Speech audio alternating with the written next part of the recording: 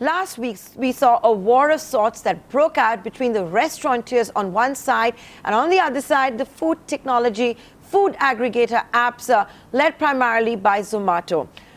Since then, we've seen the National Restaurant Association of India, NRAI, actually hold a slew of meetings with these food tech companies. The trigger point, of course, has been the Zomato Infinity app, which allowed people like you and me to go to most restaurants that have a membership with Zomato Gold and order 9-10 dishes for a fixed price. That has been the trigger point. But as we've been pointing out here on Startup Central, there were many issues that needed to be ironed out. We've been getting you interviews with leading restaurateurs, and today we're getting you another special interview. It's a legendary restaurateur, Zorawar Kalra, joining us here on Startup Central. Hi Zorawar, good to have you on Startup Central. Thanks so much. I hope you're going to be candid as we have this conversation. Would it be fair for me to ask you that is the problem only with Zomato and Zomato Gold? Because, you know, when we've been interviewing others, they don't seem to be having as big a problem, let's say, with an Easy Diner or with a Gourmet Passport. Hi Nantara, good to be here. The problem is with deep discounting, period. It's not just about Zomato Gold. There are other platform players that also offer very high discounts that are simply unsustainable. We have to understand that the industry is going through a very tough time. The typical margin in a restaurant is around 15 to 18%. If you do the math on some of these deep discounts, your discount on these patrons that come in through these offers goes up as much as 25 to 30%, which means it's actually costing you 15%. You're losing 15 rupees to every order that you serve. That is completely unsustainable. So the fight is definitely not with just Zomato Gold, although they are the ones that started this huge thing of 1+1. I don't know how such a product came into existence without even checking with the people that were actually going to sponsor this product, which is us as restaurants. The entire discount, contrary to popular belief, is borne by the restaurant. Zomato does not bear any discount. It gets a lot of subscribers onto its Gold platform. These people are given incredible deals. They are somehow being able to coax a lot of restaurants to join on board. And the result is that customers are coming into a restaurant which is on every single meal losing money when they honor these platforms. So it is definitely the one that offers the largest discount. There are some others that also do that. And deep discounting is literally one of the biggest pain points for this industry, which is evident in the support that this Logout movement has had. I mean, as of this morning's count, 2,000 restaurants have joined. It's a 4-5-day-old campaign. It's unprecedented. It just goes to show how much in pain the entire industry was with such practices. You know, you're talking about 2,000 restaurants that have joined the Logout initiative, which has been launched by you guys, what you also call the detox. But I would also like to point out that the food aggregators, when we speak to them, say that it's gross exaggeration, that there are probably not more than 300 restaurants, perhaps less than that. So, you know, that's a very big gap that we have between the two set of numbers. But the question I really want to get at also is when you talk about a Zomato, it's got serious money riding on it. It's got funding, big bucks behind it. Do you think the restaurateurs and the restaurants will be able to stay united the way they have been? Or do you think by weekend we will see pressure creep in and many of them break out? See, it's difficult to predict the future. Nobody can do that. But I can tell you this, that right now everybody's in pain. And all the various meetings, the plethora of meetings that we do every day, everybody is on board for this for as long as it takes to ensure that deep discounting ends. We cannot sustain ourselves. Imagine if you're forced to sell a product which costs you more than what you're selling it for. How can you continue to remain in business? There are a lot of pressures in the industry, and I use the word industry very, very strongly and with a lot of emphasis. We are an industry of immense worth to this nation. I'll tell you how. We are the second largest employer of human capital in India after agriculture. We contribute almost 2% of the country's GDP. It's an important role. Millions of people are employed. The last thing we need is more restaurant closures, adding to the unemployment of this nation. And in a sense, if you keep being forced to honor discounts that are basically what we're doing is we're putting our axe on our own foot. By every time you serve a customer that is on any of these platforms, it costs us money. It's as simple as that. This whole thing has to be redone, and these numbers of 300 are, in my opinion, not accurate. I think the numbers are far more. We're in touch with on-the-ground people. We are getting emails and notices from all the chapter heads. The NRAI is extremely well versed. We are well organized, and we have people in even the micro geographies, and they're being reached out. We're not reaching out. People are reaching out to us, and they're saying, please, how can we join? We got emails from Dubai. I mean, we don't even have a chapter in Dubai.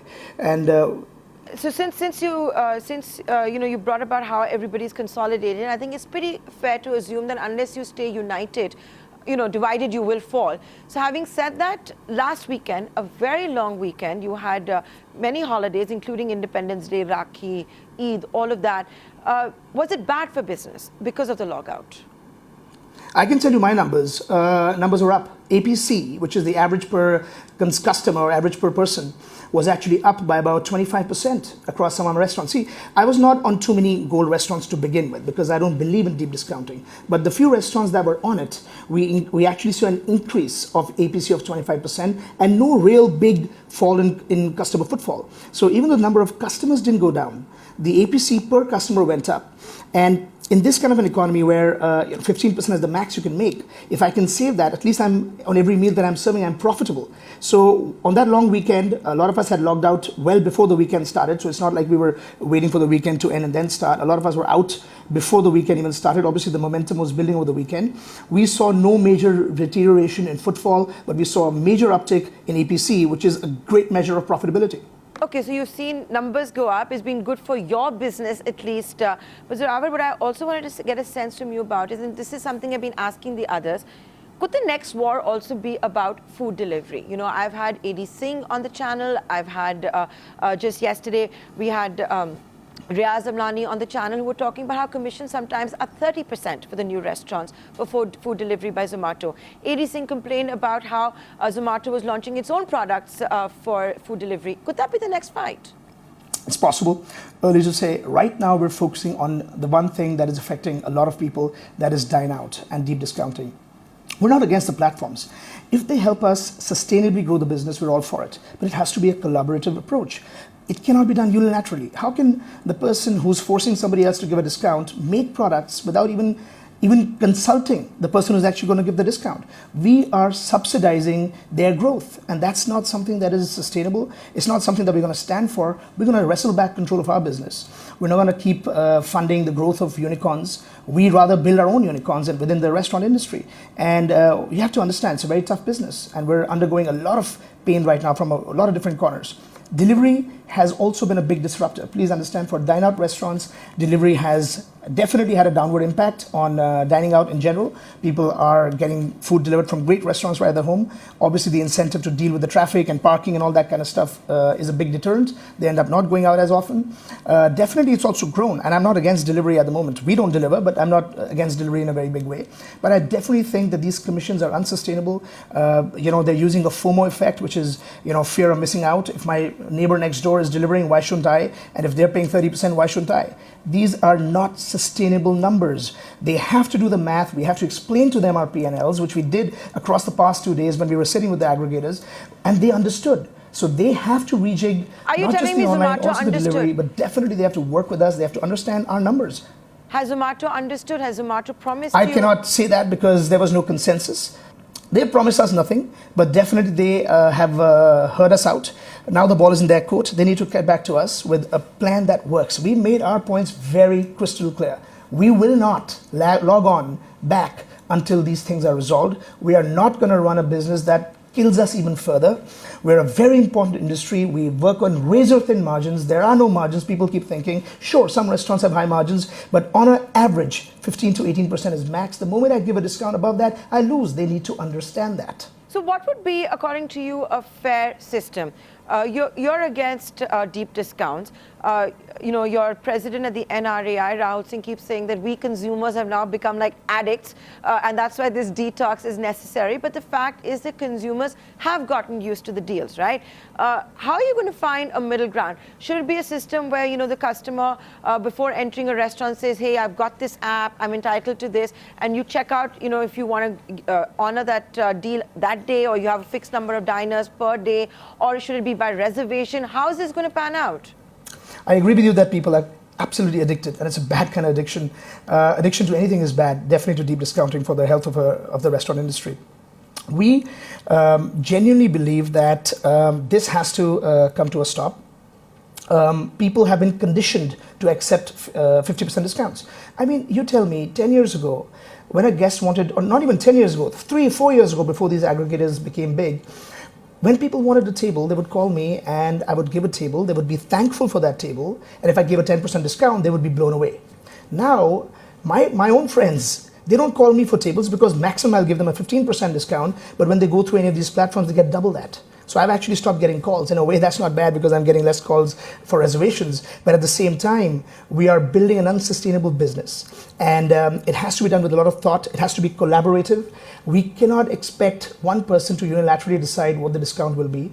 Are they willing to fund some of this discount? They spend a lot of money on advertising, on acquiring eyeballs. Why can't they spend some of that money on subsidizing our discounts? Why can't they split the discount? I mean, there are so many things that can happen. We haven't posed any specific requirements like that. We want them to rejig their platforms entirely. They have to suit us. They have to be sustainable and viable for the industry at large. And only then will anybody ever log on. So if they were willing to subsidize the discounts, would that be okay? Would you then be okay with deep discounting because you wouldn't be out of pocket? I don't know. We'll have to do the math on that. It's too early to say. Whether they subsidize or not, I doubt that's going to happen. I think the whole problem is to keep people away from this addiction. Why can't we focus on quality like the good old days when people went to a restaurant? The good old days aren't here. The service and the ambience. They like the homeliness. They were loyal to a place. The good old days aren't here. You know, I'm sure that Ajay Bijli and Inox complain saying, hey, people don't watch movies. They want to be on recliner chairs at their homes and watch OTT platforms. The world has changed and you guys need to accept that and arrive at a middle ground. I said we're okay with the middle ground. We got to make this work. We're not against aggregators if they grow the business in a sustainable manner. The entire platforms, if they work towards getting more people to dine out or deliver, we're all for it.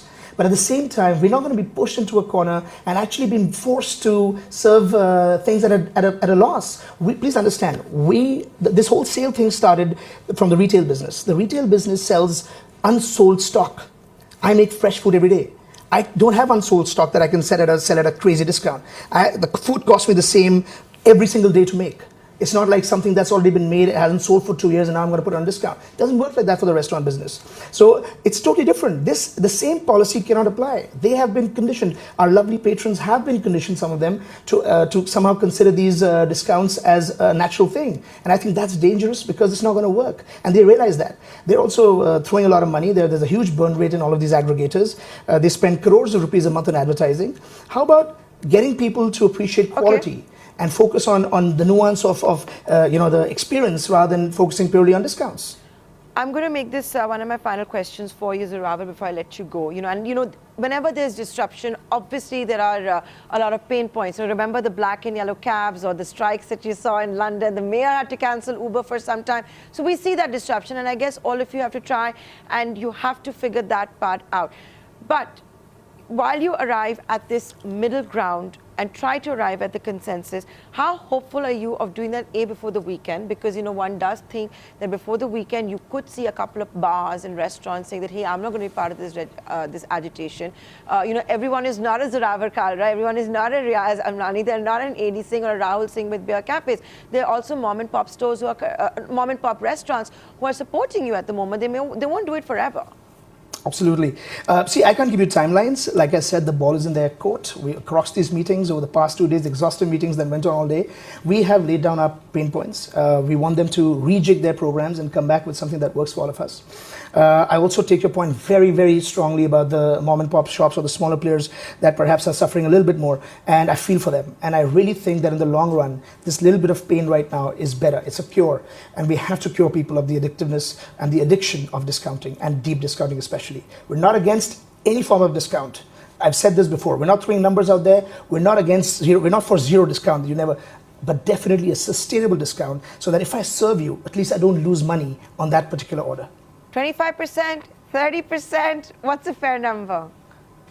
I'm asking this for all the viewers and the consumers that are tuning in as well, right? I can't throw numbers out there. I try to... No, these numbers that you mentioned are completely unsustainable. There's no way a restaurant can afford... I'm sorry? I was saying, I was asking this question on behalf of the consumers who are watching as well, right? Because they want to know, hey, when are we going to get back to those deals? No, like I said, the deals should be there. I'm not saying zero deals, but they have to be sustainable. The numbers that you mentioned, 30-35%, are simply unacceptable. If I just do a breakdown of mathematics for a restaurant for you, you'll realize that if I give 30-35 rupees discount, I've actually lost about 10%, which means that meal that I sold for $100 cost me 110.